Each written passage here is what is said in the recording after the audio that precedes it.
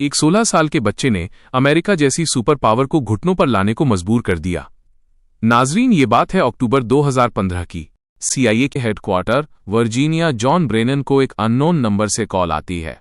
Call करने वाला कोई बच्चा मालूम होता है जिसने जॉन को बताया कि उसने CIA के सारे सिस्टम को हैक कर लिया है। इस कॉल को फ्रैंक कॉल समझा जाता अगर ये किसी आम इंसान को की जाती, लेकिन जॉन ब्रेनन उस वक्त दुनिया की सबसे पावरफुल इंटेलिजेंस एजेंसी CIA के डायरेक्टर थे, जिनको फोन करना तो दूर की बात, उनका पर्सनल मोबाइल नंबर जानना भी एक बहुत बड़ी बात है।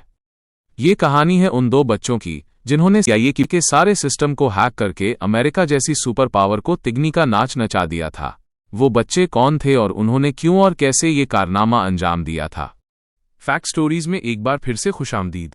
नाजरीन, जब कॉलर से उसकी डिमांड पूछी जाती है तो वो कहता है कि अमेरिका मिडिल ईस्ट, खासकर फलस्तीन में हमले बंद करे और दुनिया को पुरअमन रहने दे। उसकी फोन कॉल से पहले ही CIA को मालूम पड़ चुका था कि उनका सिस्टम हैक हो चुका है। ये हैकिंग CIA समेत अमेरिका को क्या नुकसान पहुंचा रही थी, इसका आइडिया आपको वीडियो में आगे चल के हो जाएगा। कॉल बंद होते ही पूरी अमेरिकन गवर्नमेंट और CIA हरकत में आ गई। और क्योंकि एक बच्चे ने इतनी बड़ी इंटेलिजेंस एजेंसी को हैक किया था, तो ये CIA के लिए काफी शर्म का मुकाम था। जो CIA छोटी छोटी चीजों में इतनी एहतियात करती है, उसके लिए उनका सिस्टम हैक हो जाना कितनी बड़ी बात होगी। इन्वेस्टिगेशन स्टार्ट हुई तो मालूम पड़ा कि ये कॉल अमेरिका से मीलों दूर इंग्लैंड के शहर लेस्टरशायर से एक 15 साल के बच्चे ने की थी। ये बच्चा खुद को क्रैका कहता था और उसने एक हैकिंग कम्युनिटी बना रखी थी जिसका नाम क्रैकर्स विद एटीट्यूड था। पर इसने CIA को हैक कैसे और क्यों किया था, इसके बारे में जानने के लिए हमें थोड़ा और पीछे 2008 में जाना पड़ेगा, जहां से कहानी की शुरुआत होती है। 2008 में अमेरिका की स्टेट वर्जीनिया में एक दूसरा लड़का था जिसकी पहचान डिफ़ॉल्ट के नाम से होती है, और ये वीडियो गेम्स का बहुत शौकीन था। वो ऑनलाइन गेम्स जैसा कि काउंटर स्ट्राइक को अपने हिसाब से तब्दील करता और उसके रूल्स को चेंज करके बड़ी आसानी से गेम जीत जाता था, यानी कि वो चीट्स बनाता था। वो चीज़ों को अपने हिसाब से चलाने लगा और ये सब कुछ उसने इंटरनेट से ही सीखा था।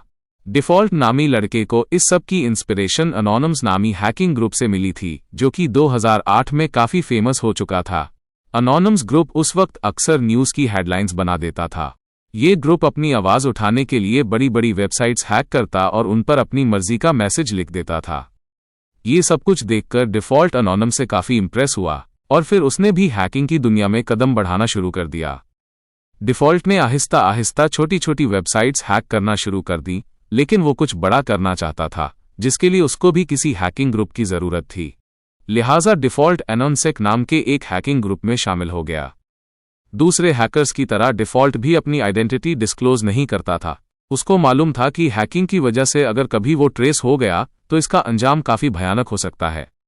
वो नॉर्मली अपने घर का वाईफाई इस्तेमाल नहीं करता था, बल्कि उसने एक सैटेलाइट कनेक्शन खरीद रखा था जिसको उसने अपने घर से काफ़ी दूर इंस्टॉल किया हुआ था, और वहां से अपने घर तक एक प्राइवेट नेटवर्क के जरिए वो इंटरनेट इस्तेमाल करता था। उसका कंप्यूटर भी काफ़ी सिक्योर था, यहाँ तक कि इस सिक्योरिटी की वजह से उसका कंप्यूटर ऑन होने में 30 मिनट लगाता, मगर अपनी प्राइवेसी की खातिर उसको इतना इंतज़ार करने में कोई मसला नहीं था। खैर, अभी तक आपने इस कहानी के सिर्फ 2 कैरेक्टर्स के बारे में जाना है। एक है क्रेका, जो कि इंग्लैंड, और दूसरा डिफ़ॉल्ट, जो USA में रहता था। 2013 से पहले ये एक दूसरे को नहीं जानते थे, पर एक वाकया हुआ जिसकी वजह से ये दोनों एक हो गए। Edward Joseph Snowden national security agency में as a computer intelligence consultant थे। एक अमेरिकी गवर्नमेंट के प्रोजेक्ट पर काम करते समय इनको ये मालूम हो गया कि CIA हर इंटरनेट यूज़र का डेटा और उसकी प्राइवेट इन्फॉर्मेशन अपने पास राजदारी से रखती है और फिर उसे अपने मकासद के लिए इस्तेमाल करती है, जबकि यूज़र को इस बात का इल्म नहीं होता। एडवर्ड CIA के इस राज से पर्दा उठाना चाहते थे, मगर दूसरी तरफ उनको ये डर भी था कि अमेरिका में रहते हुए ये काम नहीं किया जा सकता। या तो उनको मार दिया जाएगा या फिर सीक्रेट इन्फॉर्मेशन लीक करने के जुर्म में उनको जेल भेज दिया जाएगा। इसीलिए एडवर्ड ने छुट्टी ली और हांगकांग चले गए, जहां उन्होंने जर्नलिस्ट के सामने अमेरिका के इस सीक्रेट को दुनिया के सामने खोलकर रख दिया। ये खबर लीक होते ही पूरी दुनिया में तहलका मच गया। लोगों में गुस्सा पाया जाने लगा कि उनका डेटा उनकी परमिशन के बगैर इस्तेमाल हो रहा है और उनकी नकलो हरकत पर पल पल नज़र रखी जा रही है। इसी बात पर रिएक्शन के तौर पर डिफ़ॉल्ट और क्रेका का आपस में कॉन्टैक्ट हुआ। दोनों ने अमेरिकी गवर्नमेंट और CIA को सबक सिखाने का फैसला कर लिया। वो CIA को एहसास दिलाना चाहते थे कि लोगों की पर्सनल इन्फॉर्मेशन जब लीक होती है तो कैसा महसूस होता है। क्रेका और डिफ़ॉल्ट का मकसद एक था। डिफ़ॉल्ट अपनी आवाम की प्राइवेसी खत्म करने पर USA से बदला लेना चाहता था, जबकि क्रेका गाज़ा पर किए जाने वाले हमलों का बदला लेना चाहता था। यानी दोनों का दुश्मन अमेरिकन सरकार थी। सबसे पहले उन्होंने अमेरिकन नेशनल इंटेलिजेंस एजेंसी के डायरेक्टर जेम्स क्लैपर का फ़ोन नंबर पब्लिक कर दिया और किसी को भी सिर्फ गूगल करने से उनका फ़ोन नंबर मिल जाता। अब वो किसी और हाई प्रोफाइल आदमी को हैक करना चाहते थे और उन्होंने CIA के डायरेक्टर जॉन ब्रेनन को हैक करने का मिशन संभाल लिया। क्रेका ने इंटरनेट पर जॉन के बारे में सर्च करना शुरू किया तो उसका एक पब्लिक फ़ोन नंबर सामने आया। उसने देखा कि वो नंबर वेरिज़ॉन का था, जो कि एक अमेरिकन मोबाइल ऑपरेटर है। उसने वेरिज़ॉन के इंटरनल टेक टीम को उसी कंपनी का एम्प्लॉय बनकर फ़ोन किया और कहा कि वो एक कस्टमर की प्रॉब्लम सॉल्व करने के लिए उनसे संपर्क कर रहा है, क्योंकि उसके सिस्टम में कोई टेक्निकल इशू है। वेरिज़ॉन की टीम ने उसकी आइडेंटिटी कंफर्म करने के लिए पिन कोड मांगा, जो वो ऑलरेडी हैक करके मालूम कर चुका था। वेरिफिकेशन के बाद वेरिज़ॉन ने जॉन ब्रेनन की पर्सनल डिटेल्स क्रेका से शेयर कर दी। अब क्रेका के पास जॉन ब्रेनन का account number, backup mobile number, address और उसके बैंक कार्ड के आखिरी 4 डिजिट्स भी मौजूद थे। अब अगला स्टेप ब्रेनन का ईमेल हैक करना था। उसने मालूम किया कि ब्रेनन याहू या जीमेल के बजाय AOL नामी कंपनी का ईमेल इस्तेमाल करता है। उसने AOL सपोर्ट टीम को कॉल किया और कहा कि मैं अपना पासवर्ड भूल गया हूं, उसको रीसेट करवाना है। AOL के सपोर्ट मेंबर ने कंफर्म करने के लिए बैंक कार्ड के आखिरी 4 डिजिट्स पूछे, जो क्रेका के पास पहले से मौजूद थे। इस तरह क्रेका ने फौरन उसके ईमेल एड्रेस का एक्सेस पा लिया। अब CIA के डायरेक्टर का पर्सनल ईमेल अकाउंट क्रेका के पास था। उसने जॉन ब्रेनन का प्राइवेट ईमेल, और जिसमें सारे इंपॉर्टेंट और डिंग सीक्रेट डॉक्यूमेंट्स मौजूद थे, दूसरे CIA ऑफिसर्स का डेटा, उनके सोशल सिक्योरिटी नंबर्स और गवर्नमेंट से मिलने वाली इंस्ट्रक्शंस।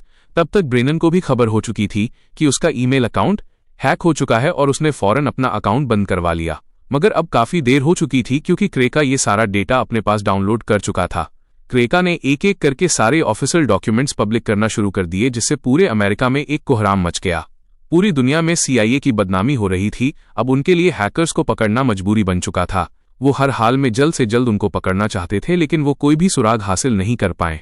जॉन ब्रेनन को फ़ोन करने के कुछ दिनों के बाद क्रेका ने डिपार्टमेंट ऑफ जस्टिस के 9,000 जबकि FBI के 20,000 एजेंट्स की पर्सनल इन्फॉर्मेशन सोशल मीडिया पर शेयर कर दी।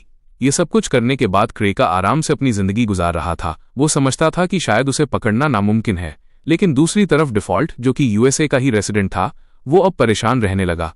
उसे डर था कि अगर वो पकड़ा गया तो उसकी शामत आने वाली है। शायद वो कभी पकड़े न जाते। अगर डिफ़ॉल्ट से ये गलती ना होती, उसने नशे में अपने दोस्त को बता दिया कि CIA को हैक करने के पीछे उसी का हाथ है। बस ये गलती डिफ़ॉल्ट और क्रेका दोनों को ले डूबी। कुछ दिनों के बाद FBI ने डिफ़ॉल्ट के कमरे में छापा मारा और उसको घसीटते हुए ले गई। इंट्रोगेशन के दौरान क्रेका का नाम भी सामने आया, जिसको ब्रिटिश पुलिस की मदद से अरेस्ट करवा लिया गया। क्रेका का असल नाम केन कैम्पबेल, जबकि डिफ़ॉल्ट का नाम जस्टिन ग्रे लीवरमैन है। कम उम्र होने की वजह से क्रेका को 2 साल की कैद सुनाई गई, जबकि डिफ़ॉल्ट, जो कि डायरेक्टली CIA की हैकिंग में इन्वॉल्व नहीं था, उसको 5 साल की सज़ा सुनाई जाती है। दोनों आज जेल से आज़ाद हैं और साइबर सिक्योरिटी में अपना कैरियर आगे बढ़ा रहे हैं। आप क्या समझते हैं कि दोनों ने ठीक किया या गलत? मुझे कमेंट्स में ज़रूर बताइएगा और ऐसी ही और कहानियाँ जानने के लिए चैनल को सब्सक्राइब करें।